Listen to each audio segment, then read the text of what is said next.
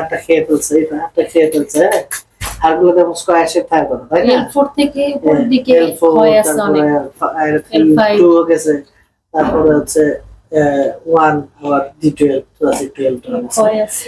So এই ক্ষয়টা হইতে পারে বয়সের কারণে, হইতে পারে অন্য কোনো খারাপ কিছু, ঠিক আছে?